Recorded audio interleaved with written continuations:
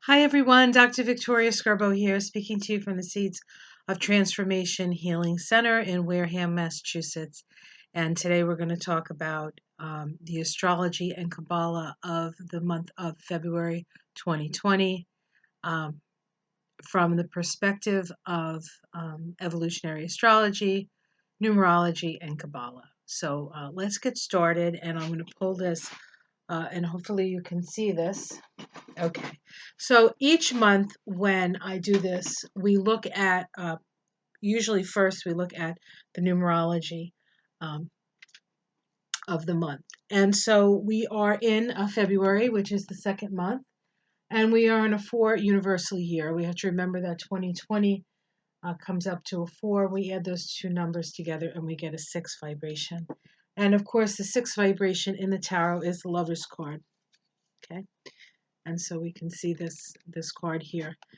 The Lover's card is a little bit of a misunderstood card. Most people think it's a card of love, but it's actually a card of choice. It can be a card of love as well, but it's about making a choice. And there's a lot of great symbology in this card. And so here we have the angel above in the clouds with the sun behind him, or her, or it, I guess, since angels are supposed to be genderless. Um, and then on the ground here, we have a man and a woman in their nakedness. They are not ashamed in their nakedness, they're just standing there. And between them, we have a mountain. And behind the man, we have a tree, and behind the woman, we have a tree. And one, I believe, is the tree of good and evil, and one is the tree of life. We have the snake wrapped around the tree behind the woman. And of course, the snake symbolizes our sexual energy, our Kundalini force as it rises up. Um, Elementally, the female or the feminine is seen in water and earth, and the masculine is seen in air and fire. And so we have the symbol behind the man, we have this tree that is on fire, and behind the woman, we have this lush tree full of green leaves and fruit. And so we can see the symbology here. Now, the Lover's card is the 6th card in the tarot, and 6 is the number of love. It's the number of conditional love and the conditions that we put upon love. It's a personal love vibration as opposed to the more impersonal universal love vibration of the 9. But it is also the number of responsibility, our ability to respond. Okay, and so there is an energy of response here. There's also an energy of reaction here. Ultimately, we are the more evolved position would be your ability to respond. The more uninvolved position is our reactivity. Okay, that is actually seen in the moon in a astrological chart. The moon is how we react and respond to life, react or respond to life, or and react and respond to life. Um, so we have the Lover's card, we have the 6th vibration. The Lover's card is associated with the sign of Gemini, okay? And here we have Gemini, the sign of Gemini, which is the Roman numeral 2, really. It is symbolic of the 2 pillars. We'll often see um, in tarot there are 2 pillars, right? There's 2 pillars in the High Priestess. There are 2 pillars, I believe, in the Hierophant. There are 2 pillars, in a way, in this card, because we have the feminine side and the masculine side here, and then we have the center. And if we look at the Tree of Life, we can see it in the Tree of Life as well. If we were to superimpose the Tree of Life here, we would see the feminine, because this is the feminine side of the tree, the masculine side of the tree, then the center of the tree, which is the uh, androgynous part of the tree. We have Baina as the divine feminine at the top of this pillar of the future, we have Hokmah, the divine masculine, at the top of this pillar of the past, and we can see that right here, and then of course the angel in between. So we can see the symbology sort of over and over again with the way things are set up. Of course, two is the number of duality, right? The Gemini is the two and its duality. Gemini is the sign of duality. Okay, Gemini is the first of the air signs. It has to do with discrimination. Okay, it has to do with naming something in Gemini. In the Bible, God gives man the power to name everything in his creation. And that is Gemini naming this. This is a cat, this is a dog, this is black, this is white, this is true, this is false, perhaps. Perhaps, right? Okay. So we have discrimination, duality, and this is the energy of separation. Gemini separates things out. When you define something, and define meaning has a finite edge, right? Define. Um, when you name something, there's an exclusionary quality to that. When you say this is a cat, you're claiming that that animal is a cat, and it's not a dog and it's not a rabbit, it's a cat. And so it defines, it puts a finite edge around things. And so that's what Gemini can do. It has that capacity. As the first air sign in the zodiac, it is our relationship to our environment. All air signs are relative, as actually are all water signs. But with air, the relationship in Gemini is our relationship to our environment.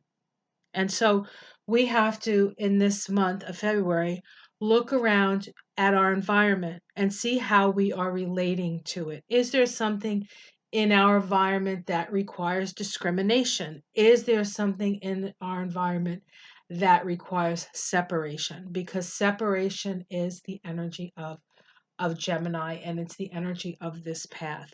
This path, which connects the Sephiroth of Bina, which is the divine feminine ruled by Saturn, to Tiphereth. Tiphereth is the sun. It's the Christ consciousness. Okay, it is associated with the sun, Seun. It is this is where we find all um, the knights in the tarot, the sons, as it were. We find the daughters down here in Malkuth. So this is the place of the sun. Um, this is Tiphereth means beauty, and Bina means understanding. So of um, this path that we're on, the sixth path, this path associated with Gemini, is the understanding of beauty and the beauty of understanding. Okay, this path is called the paths are called intelligences. Okay, that's the term, and it says the path between Bina understanding and Tiphereth beauty is the separating or disposing intelligence. In order to join, separation first must be acknowledged. And really, when we get the lovers in a reading, or we're curious about, is my soulmate out there? Is that, or am I going to meet somebody? Or what we're looking for is we're looking to blend, to meld, to come back together. And we see it in the guise of somebody else, generally somebody who we feel has things that we don't possess. In truth of the matter, we possess all things, and the people in our lives reflect that back to us. That is for good and for ill. All the good things we see in somebody, we have within ourselves, and all the bad things we see in somebody, we also have within ourselves. And so it requires us to look in the mirror. There's a mirror quality to Gemini. Now we have a president in the United States, a vice president in the United States, and an attorney general in the United States that all are Geminis. They are requiring us to look at ourselves, to look at things. There are things being reflected back to us that we may or may not like. We need to come to peace and heal that, right? We also have the leader of China, Xi Jinping. I'm sorry about that, Mr. Jinping. He is also a Gemini. Boris Johnson in the UK is a Gemini. So there's a lot of Gemini energy in places of power right now. And soon May, in May, I think it's May, the nodes of the moon are going to change from North Node in Cancer, South Node in Capricorn to North Node in Gemini, South Node in Sagittarius. So that energy of Gemini is going to continue.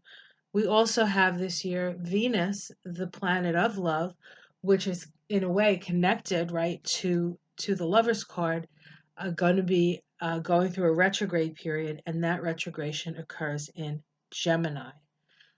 So there's a lot to be said for the Gemini energy, and we're seeing that this month, and we're going to be seeing it in the future more and more and more. And of course, we have seen it in the past because we have all these Geminis in power. So um, we're really going to come to terms with that Gemini energy. And part of the energy of Gemini, of course, is to communicate. Part of the energy of the lovers is to communicate. Part of the energy of the six, taking responsibility, being responsible for yourself. The conditions on love require communication. You have to say to somebody, look, if you want to be in my life, you have to love and respect me. You can't beat me up. You can't, these are the requirements of if you want to have a personal relationship with me. These are my what do you call that? In the 50 Shades of Grey. This is my safe word. This is the line you cannot pass. Definition, defining, and discriminating. Okay, so we'll learn discrimination as well at this time. Okay, one of the interesting things about this connection here is that we have Saturn and we have the Sun being sort of activated through the activation of this path. And the Sun is the center of our solar system. It's the core, it's the life giver.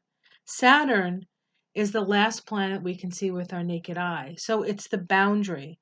So we're becoming aware of where we stand and the boundaries around us.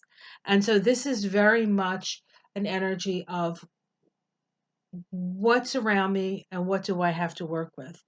The energy of 2020 is very much about and all of the Capricorn energy, especially like Jupiter in Capricorn and Saturn in Capricorn.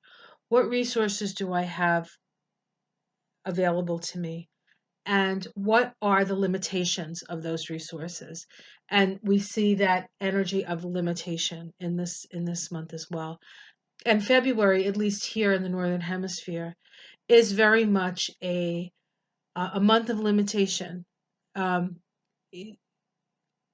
there's limitation of what you see outside, right? There's not a lot of greenery. There's here anyway in the Northeast, or in the northern climes, as it were. We can see that there's sort of a starkness to this. There's a limitation. There's actually a limitation of days. There's only 29 this year, 29 days in February. So there's this sense of being aware of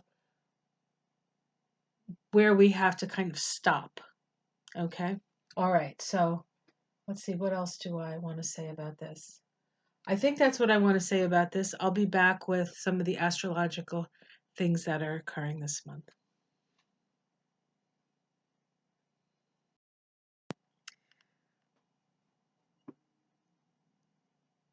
Hi. Sorry. I didn't realize I was back on. Um, so February, the month of February. Now, just a little look back into January. January was quite a active month. There were a lot of things that happened in January.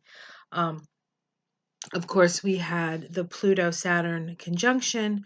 We had a full moon lunar eclipse.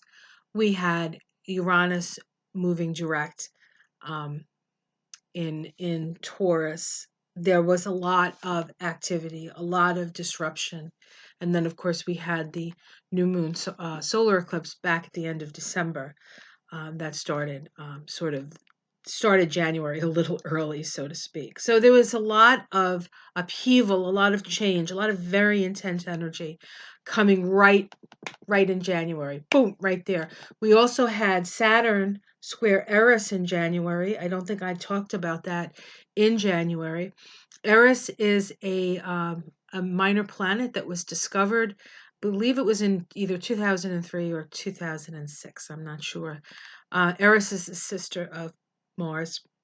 She is known as the goddess of chaos, and she is right now at about 24 degrees of Capricorn. And on the 16th, I think it was, it squared Saturn. I'm sorry, she's at 24 degrees of Aries, and she squared Saturn in um, in January 16th.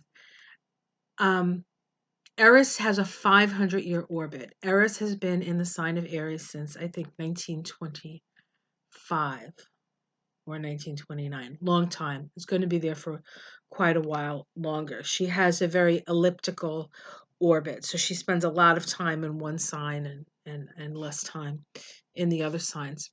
And so for most of us who were born at this time, except my mom, who's going to be 99 and a half, couple of weeks, week or so.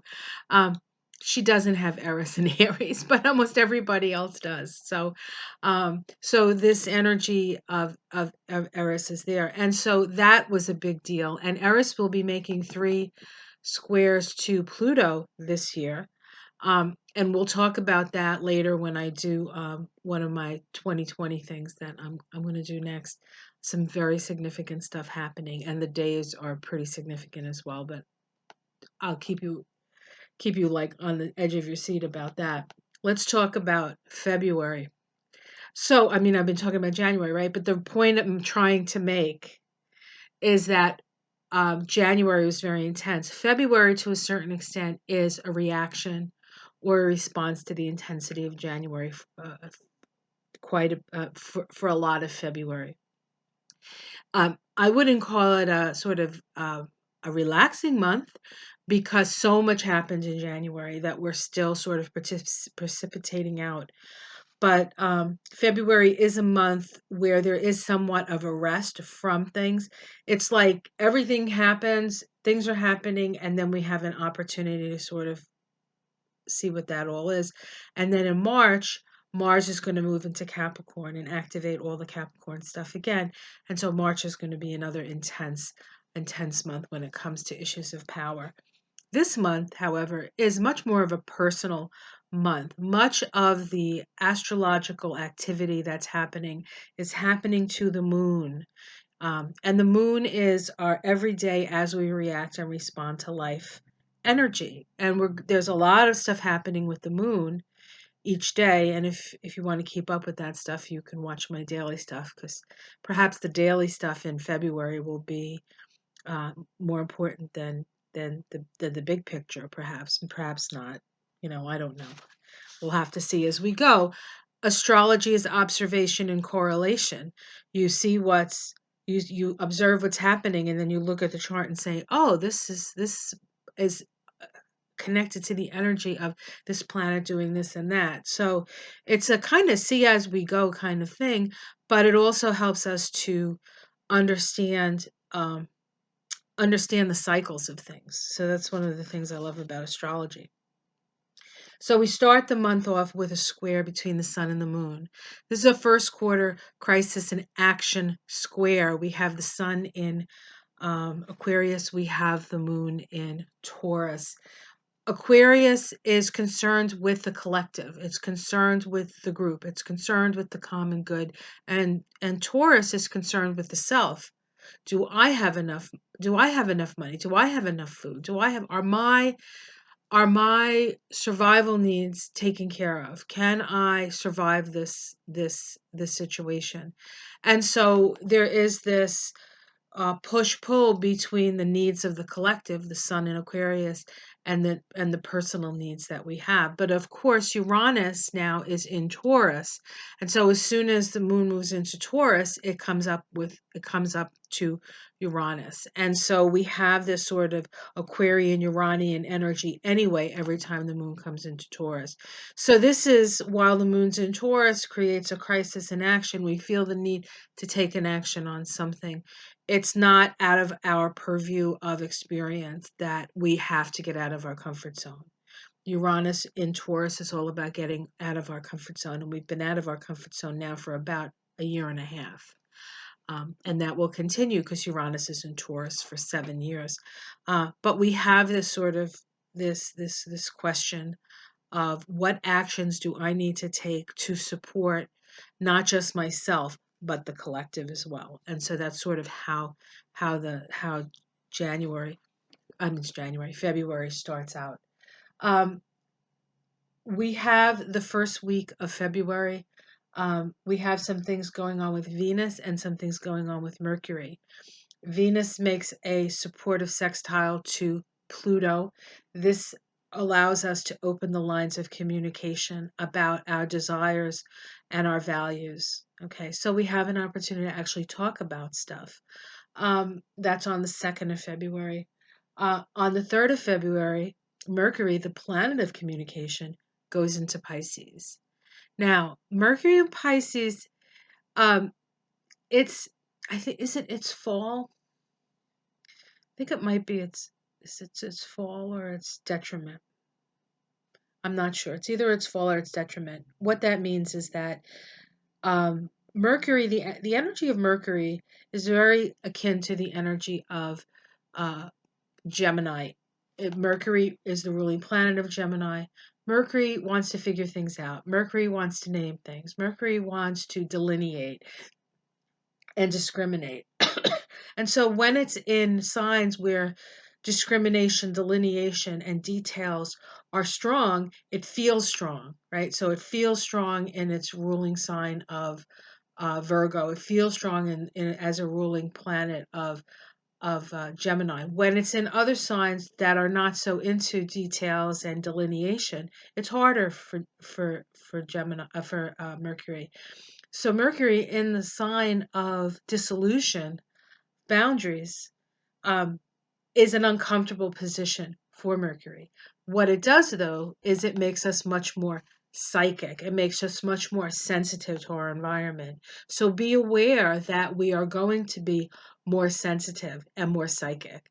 And for those of us who are already sensitive and psychic, it's like, oh, okay, that's the way we are anyway. It's going to be a little bit more. We kind of have the ability to work within that energy because it's something that we understand and we've worked with our whole lives. It's a struggle, but we've worked with it our whole lives. But there are those people who do not understand that, and so they're going to become more sensitive. So people are going to become more sensitized in general.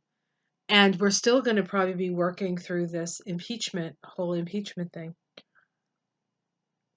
at least in the United States, and I think Brexit, right, in the UK, and then everywhere else where things are happening. So know that people are going to be more sensitive. They're going to and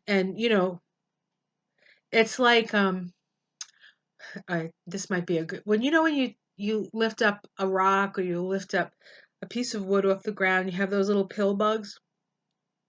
They look like little armored vehicles, and then if you poke them, they roll up into a ball. So that's what a lot of people are going to do. They're going to roll up into a ball because it's just too much. It's too much. So we have to take that in consideration. February 3rd, Mercury goes into Pisces. On the same day, we have that open the lines of communication sextile between Jupiter and not Jupiter, Venus and Saturn. We'll be able to talk about our needs and where we stand and what we need and all of that stuff. So there's this sense of dealing with our values and the necessities of life. At the same time, we're becoming uber sensitive. And then on February 5th, Mercury makes a sextile to Uranus, and Uranus furthers that energy of waking us up. And so, super psychic, it's just to describe it as like, and I know I said this was going to be a month where not a lot of big things were happening, but all of the stuff that we're experiencing in this month is in a way due to the changes that have been sort of started, like the ball started rolling in January. And this is how do we deal with this in our personal lives? When we're dealing with Mercury, we're dealing with Venus, we're dealing with Mars, we're dealing with the sun, we're dealing with the moon. This is all our personal stuff.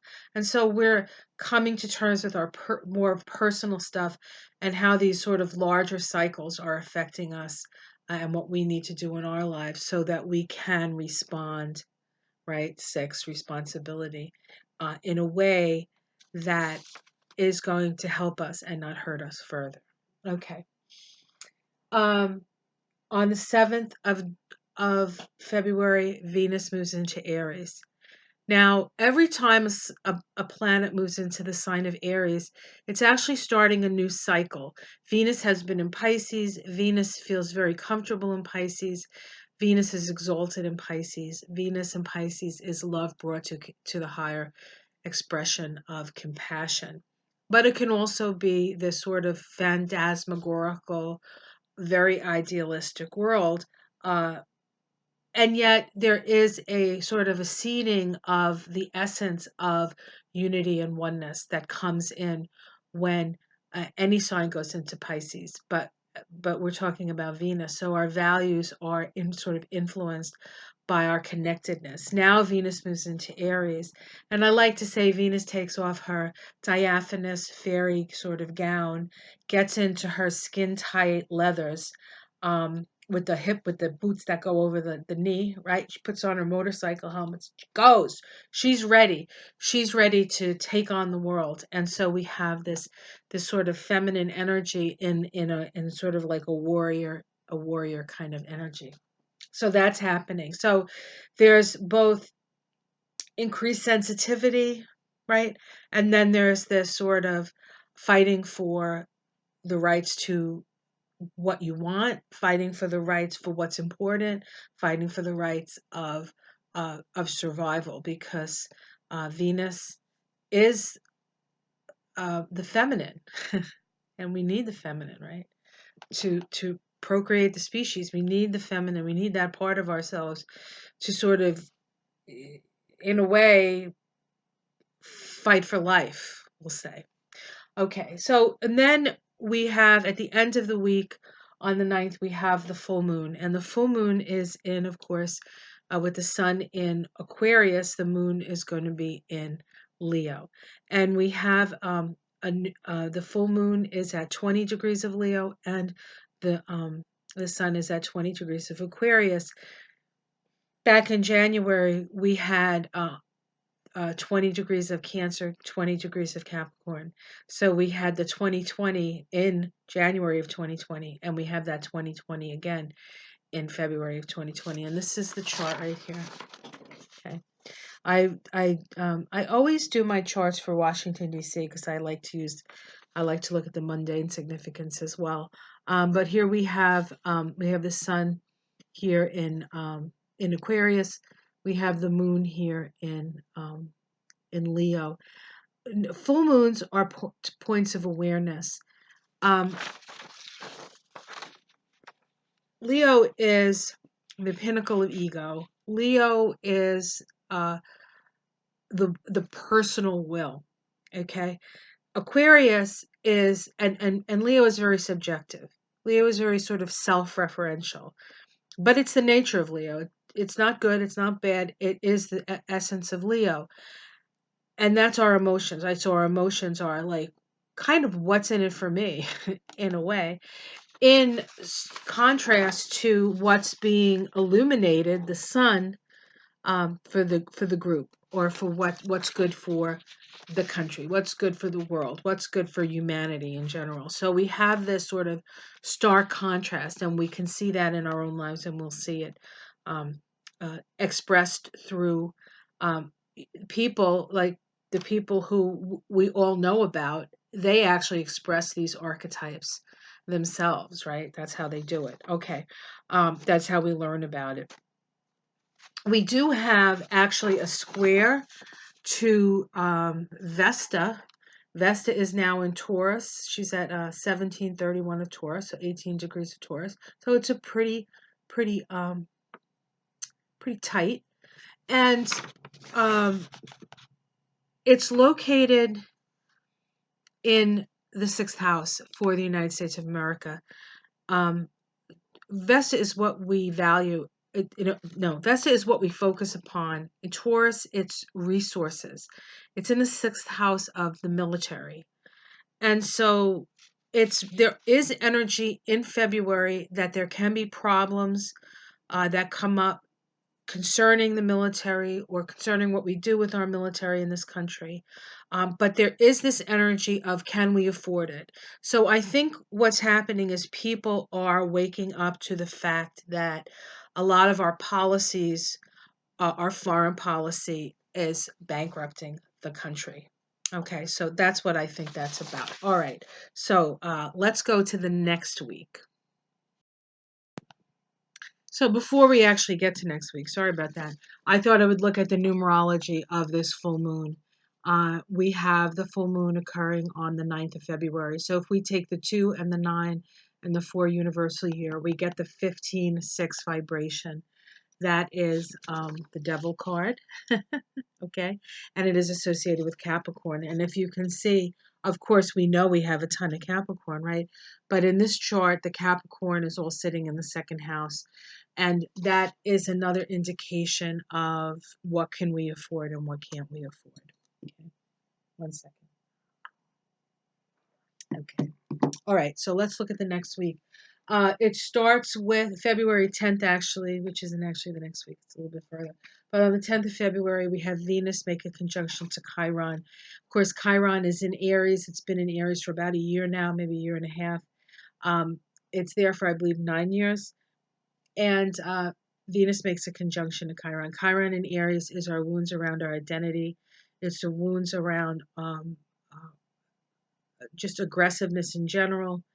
The United States of America has its Chiron in Aries. So we are also going to be having a Chiron return. It's a couple of years out. I think it's just past the Pluto return that we're having in 2022. Maybe it's another year or so after that. So a lot of these questions of war and peace and what it's costing us and all of this sort of anti-war peace candidate stuff, a lot of the stuff that Tulsi Gabbard, for those of you who know who she is bringing up are themes that are going to continue to be of issue for us. So while you may or may not agree with her or may not like her, the stuff that she brings up is stuff that needs to come up anyway. So that's future though. We're not going to go there today. Well, maybe we'll go there a little bit because the next thing I want to talk about is on the 13th of February, Venus in Aries squares the nodes of the moon. When a planet squares the nodes of the moon, we're at an evolutionary crossroads. We have to make a decision. Venus in Aries is the value of, it could be the value of war, Aries, it could be the values of aggression, or the opposite of that, like it's not value, right? So there's a lot of sort of aggressiveness out there, okay, along with the super sensitivity. You can see this is like a perfect storm, right? So I'm just going to read what I wrote here about this particular thing, and I'm just going to read it to you because you can't see it anyway. I always have it behind me, but you can't see it. So I'll just say what it says here. So we have on the 13th Venus squaring the nodes, and there's a way of looking at this process to see what the resolution node is. How do we resolve the issues of Venus in Aries? And it says the resolution node is the South node, and it is important for us to go back to the past and evaluate how self-judgment and parental conditioning prevent you from being your authentic self. So there you go, February 13th. On the 15th of February, we have the last quarter square, crisis in consciousness square, questioning authority. This time we have the sun in Aquarius and we have the moon in Scorpio. Scorpio moon, where Taurus moon, the first quarter square is, this is me, this is mine, this is my stuff. Scorpio is about what we share. It's our shared values, it's our shared resources, it's our taxes, it's our debt. And so again, we have this issue of money spent and debt and all this other stuff. So all of this comes up at this time. And then on the 16th, Mars, the planet of action, moves out of Sagittarius and moves into Capricorn. I just do this because there's really nothing wrong with Mars and Sagittarius, except that there can be some religious fanaticism around Mars and Sagittarius. Mars in Capricorn is much more practically oriented. Mars in Sagittarius wants to go on the big adventure. They want ultimate freedom, do what I want to do, explore what I want to explore. But there's nothing wrong with that, right? Then when you get into Capricorn, it's like, okay, you had your fun. But now what do you all that information and all that meaning and all that realization, how are you going to apply it practically? And so as Mars moves into Capricorn, we have to start applying our ideals and ideas and the meanings that we get from the situations we find ourselves in into a more practical way of utilizing that energy. Mars in Capricorn is very much a step by step, but it is about forward motion, but it's also about building structures that can help support that. So we have that energy. Of course, Mars in Capricorn could also be policing. It could be more sort of patriarchal sort of policing of the people. So be aware that that's possible too. We probably see that out in the world, all over the world. Might see something more in China. Remember, this energy is everywhere. It's not just us. We can see it in the context of what's happening in this country, but there's so many things happening in other countries. And the energy really is about it's time for a new paradigm. And this is the process that we're all going through at this time. On the same day that Mars moves into Capricorn, Mercury goes retrograde. So Mercury's already, I don't want to call it debilitated, but perhaps not that comfortable in Pisces, and now it goes retrograde. And so Mercury retrograde in Pisces is really a time to go within. Is really a time to find the answers from within your own self, from your own connection to spirit and source. And so this requires um, time for you to meditate, time for you to think, time for you to connect in whatever way that you have to connect. If you refuse to connect, it's very possible that the universe will make you. And so you might get a cold, you might get a flu, you might be down for the count because you're not taking the time that you need to look within for the answers. And this really is about our connection to all that is, understanding that we're all connected. We cannot do something in one place without affecting ourselves. We just can't. And more people, I think, are waking up to that fact on many, many levels. Um, this is the last gasp of the patriarchy, folks, and they're not going to go down quietly. But we have the power as the people. We have the power of co creation. They have tried to hide that from us for hundreds of years, but we know now. And once you know, you can't unknow. And so we have to remember that the powers that be will continue to push us in a direction to fight each other so that we're not looking at them. But we must look at them and we must look within ourselves and we must look within our neighbors and see the commonality that we share. Okay. On the um on the 18th of February, the sun moves into Pisces. So there's more energy of Pisces. With all this energy in Pisces, there is this sense of things dissolving away, things dissolving away. And then on the 20th of February, Jupiter and Neptune make a sextile to each other.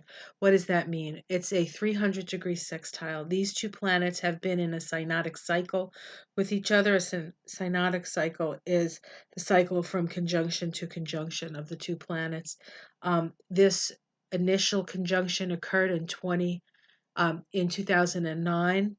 Um, Now, if we can go back, that was when Barack Obama started his presidency, right? 2009. So this is a long time. We've been through the presidency of Barack Obama. Now we've been through the presidency up to this point of Donald Trump in this country. Um, Jupiter and Neptune are both expansive energies. When they come together, it's an expansion of consciousness. Neptune is the expansion beyond all limitation. It's the unlimited. It is source energy itself, Neptune. Jupiter is also expansion. Jupiter is the ruling planet of Sagittarius. It's in Sagittarius that we go out and explore our world. But in the scheme of things, Jupiter cannot expand past Saturn because Saturn is the line that you can't cross. But what Saturn is the limitation. And we're learning all about our limitations with all the Saturn energy, the Saturn and Capricorn energy that we have now. But when they make that conjunction, and back then there were three conjunctions. Chiron was also in the picture. It wasn't exact on the exact day, but it was right there with them. And so Chiron in Aquarius, this all happens incidentally in Aquarius. I think it was like 26, 24, 25 degrees of Aquarius. Um, Chiron in Aquarius is the wound of isolation. It's the wound of feeling like you don't fit in, right? And so that expression that has expressed itself over the years. That I mean, if you look around, a lot of people feel like nobody's listening to them. Nobody's taking them into consideration. They feel like outsiders. It's like a world of outsiders. Um, to a certain extent, we need to just reach out, right? Reach out our hand and realize that this is not unique to the individual. This is unique to it's probably not unique at all. Feeling like you don't belong, because on a certain level, we are humans. We are spirit having a human experience, and so there is this sense of being left. There is this sense of being dumped to a certain extent. There is this huge wound around abandonment, whether it's abandonment from God or abandonment from society or feeling like you're a scapegoat. All of that energy comes up, and this cycle is continuing. Um, and this sextile that we have now is our opportunity to change it. To what have we learned from this situation and what do we need to change it? This is a progressive Aquarian energy that we are. So we can take all of that expansion of consciousness that we've had since 2009 and apply it to our experience now and our understanding now, and then move from that point. This is very hopeful. This is a very hopeful energy. And so if we can utilize it and align with it, I think we can bring a lot of really good things in. Okay, so let's see what else. I'll be right back. I got to turn the page. It's not just a big thing. Anyway, I'll be right back. Okay, so I'm back. So on the 21st of February, there are two things happening, and they both have to do with Mars. First of all, Mars will be making a trine to Uranus. Uranus, of course, on this day is at 4 degrees of Taurus.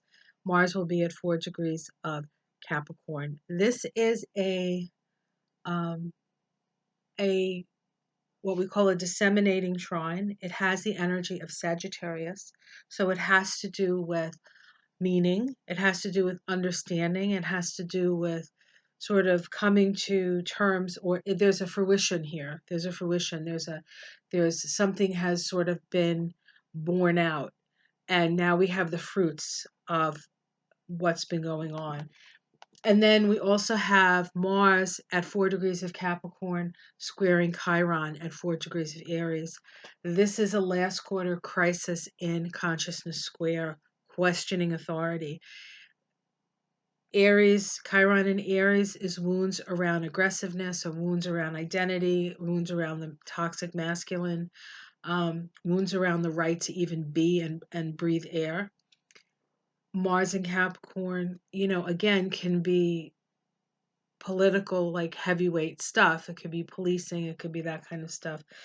Um, of all the energy, remember that we're highly sensitive at this time. Mercury is retrograde in Pisces. Now the sun is in Pisces. Venus is out there fighting the good fight.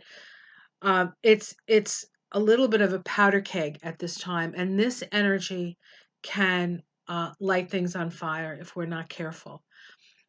this energy can also be seismic changes. So we might see some seismic stuff going on because it's all in the case of Capricorn and Taurus, it's earth signs. So we can see things that's a possibility. But when you have a trine, there is a free flow of energy. And when you're talking about Mars, which is can be aggression, and Uranus, which can be explosions, we just have to be aware that this is a challenge. This is a time when that kind of stuff can flow very easily. But it's also a time when we can work toward making the changes that are necessary for the new way of being. So, and the new earth and the new paradigm. So you can utilize the energy any way that you choose to. That's why I say it's very important at this time or all time or for the rest of time perhaps to focus on that which you want to bring into your life. Picture it peaceful, picture it building, picture it and don't get caught up in the clutching of pearls and the wringing of hands that the media likes to put out there. Not to say that bad things can't happen and we'll have to respond to them, because bad things happen all the time. It's how we react and respond to them that's the difference in what it means to you and what it means to others. Okay. So the 21st is a little bit of a challenging day. On the next day, we have the sun make a sextile to Uranus. So there's a lot of Uranian energy here. So sudden things happening. But this is another aspect of progressive change. So this is an opportunity to sort of do things in a different way. Be more progressive, be more concerned with others, be more less about me, and more about what are we going to do. Like, this is power to the people. That's really what this energy is. It's very interesting that in this country, when this is all happening, we have the caucus in Iowa, and then we have the New Hampshire primary, and there's a lot of energy for compassion and change and changing the paradigm and that. So that's all I'm going to say about that. Okay, people who watch my channel know where I'm going with that. All right, on the 23rd, we have a new moon. I'll be right back with that. Okay, so to February 23rd, we have a new moon in the sign of Pisces. And the new moon occurs at 5 degrees of Pisces. And if we look at this new moon chart, this is the new moon chart for the United States. I did this to Washington, D.C. What do we have here? We have a Taurus. We have a Taurus rising, so we are concerned with practical concerns. And we have the new moon up there in the 10th house. The 10th house is, it's the house of the president, number one. But it is the most public place. And so this new moon occurs in the most public of ways. Of course, Pisces is an opportunity for us to heal. It's an opportunity for compassion. It's an opportunity for unconditional love and unity consciousness. And if we see here, there's actually two aspects to this. We have a sextile from Mars and the south node of the moon are making a sextile to this new moon, and we also have Uranus making a sextile to this new moon. And then, of course, Mars and Uranus are still in that trine to each other. So this is an opportunity for change, an opportunity for change. And Pisces is Neptune ruled sign, and it can be dissolution as well. So there can be a dissolution in the case of the United States in the leadership. Dissolution of the leadership we could see here. It's a possibility. I'm not saying that that's what's going to happen, but it is a possibility. And it is in a conjunction to Mercury retrograde in Pisces. It's right there. There's actually, that says Pisces there. You probably can't see it, but and so there is this need to sort of go within. If you happen to have anything at 5, 3, 4, 5, 6, 7 degrees of Virgo, that would actually create a kite formation in your chart. So you can look at your own chart and see if you have that. It happens to be on my Pluto-Mars conjunction. So that'll be interesting to see how that manifests in my life. I don't know. We'll see. I'll let you know. Um, Numerologically, it comes out to a 2911 vibration. The 2911 vibration is located in Bina on the Tree of Life, the Divine Feminine. It is associated with Aries, the sign of Aries. What's in Aries? Well, Chiron's in Aries, and Eris is in Aries. And so we can see a little bit of the feminine rising with this as well. Um, and of course, did I say Venus? Venus is in Aries. So and let's see, what is Venus doing? Venus is actually making, in this chart, is making an opposition to um, Juno. Juno is in Libra. Juno is how we relate to one another. It is the asteroid that deals with our relationships. It also is the asteroid that deals with how we take care of the least of us, the sick, the infirm, the young, the old, um, with Venus in an opposition to that. So this can be an energy of standing up for those who can't stand up for themselves. Um, and it's also making a very powerful trine to the north node of the moon, and the north node of the moon is our direction forward. So this new moon is an opportunity for us to really sort of move in the more passionate, compassionate, loving, love thy neighbor, taking care of the least of us kind of energy of unity consciousness. So this is an opportunity for us to unify. There's a lot of things pulling us apart. And of course, we're in a Gemini sort of energy this month, through the numbers and through the tarot, the tarot connections. Um, and so it's separation and coming back together, and that's really what it is. It's like the breathing mechanism, right? We separate and we come back together. A couple of weeks ago, or a couple of days ago, I don't remember, because time is immaterial, really. Except when you have to pay a mortgage, then you have to know what day it is. But I felt like there is this pulling apart, and all of this pulling apart that's happening is allowing all the stuff that's in the way of us really sort of coming together and really being together to sort of precipitate out all the gunk and the muck. And that's what it feels like to me. It's like we're getting separated, separated, separated. It's like this. And then all this stuff falls away. And then when we come back together, all of that stuff is not there anymore, and has made its way, back into the void, to be reformed into something that is useful and helpful. It's like, if for anybody who composts, you take all the banana peels and coffee grinds and peels and all the things that you can't eat, and you put it in the soil, and the soil will recycle it into earth for you to grow more stuff. And that's kind of the process that we can see happening at this time. um, let's see if there's anything else I want to say. um, there is a couple more things happening. Yes, okay, so I'll be back, because there's two more things I want to talk about.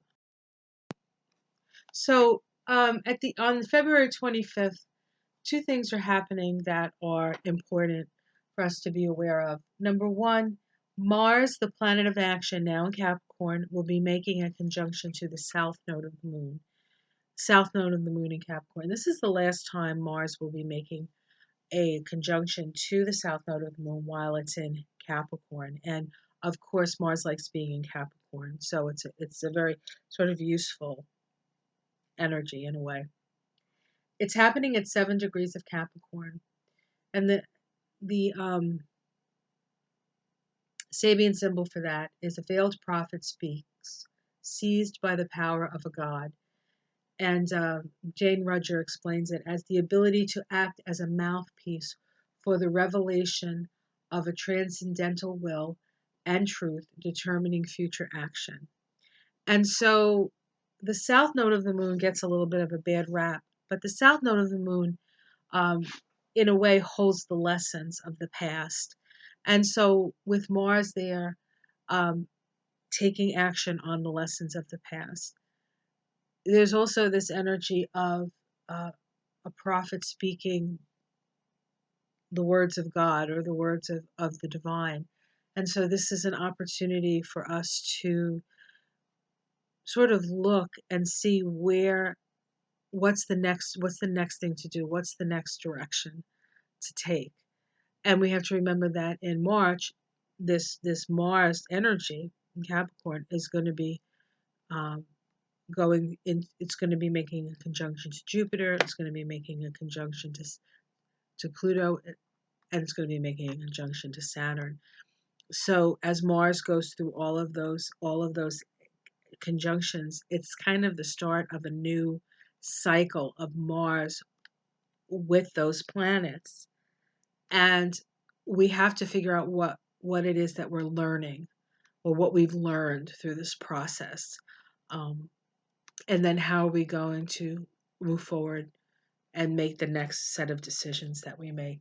And we also have the Sun making a conjunction to Mercury. And what's significant about that is Mercury is still retrograde. And so when the Sun makes its conjunction to Mercury retrograde, this is the time when Mercury is the closest to planet Earth. This is the highlight of the Mercury retrograde cycle. And what are we to learn? What have we learned through this cycle? This is when it's really important to go within and to look within and to get your answers. And we have it at 7 degrees of Pisces. And I want to talk about the Sabian symbol for that. It says, illuminated by a shaft of illuminated by a shaft of light, a large cross lies on rocks surrounded by sea mist. And Jane Rudger describes this as the spiritual blessings which strengthens individuals who happen what may, stand uncompromising for their own truth. So this is about the person who stands in their truth, and no matter what storms are around them. And at 7 degrees of Pisces. And as I see this, and I keep seeing this image, who is that person? Who is that person? I see that person as Bernie Sanders. Now I'm not talking about this so you can go out and vote for Bernie Sanders, but I think that there are people that are avatars. I think Trump has been an avatar, and I think Bernie Sanders is also an avatar, and an opportunity for us to do it differently. So you can take that any way you want to take that, but that's what I see. An opportunity for us to do it differently and to really be our brothers and sisters keepers. Okay. Um, at on the last day of the next day, sorry, on the 26th, Mercury, which has just made its conjunction to the Sun, and Mars, which just made its conjunction to the South Node, make a sextile to one another. And it is a sextile of opening the lines of communication. So we can talk to each other about what we have discerned from our search within. The lines of communication are open. Let's utilize them for the good. On the 28th of February, what ends the month is a square between Pluto and Venus. This is a passionate square, but it's a crisis in action. Squares are when we're at sort of cross purposes. Venus in Aries is our values or our new values. Pluto in Capricorn is power or the old power structures. So we're talking about new values versus power and tradition, creating a crisis in action. And that crisis in action is about building the foundations for the future. That's what I see in February. Okay, guys, I hope you enjoyed that. I hope you find this helpful. Like and subscribe, and I will see you again soon. I said in my last video about what I'm going to be doing over the next couple of videos. So keep your eyeballs open for that. It's going to be really good information. And it's always a pleasure. Take care. Have a great February. Remember, everybody's very sensitive. Tread lightly with yourself, tread lightly with others. Try not to be too reactive. Be more responsive in things. Step back from a lot. Meditate as much as you need to. Figure out, define your boundaries. Have a great month. I'll see you again soon. Bye. Like and subscribe. And if you want a reading, it's the link is down below. Take care. Bye.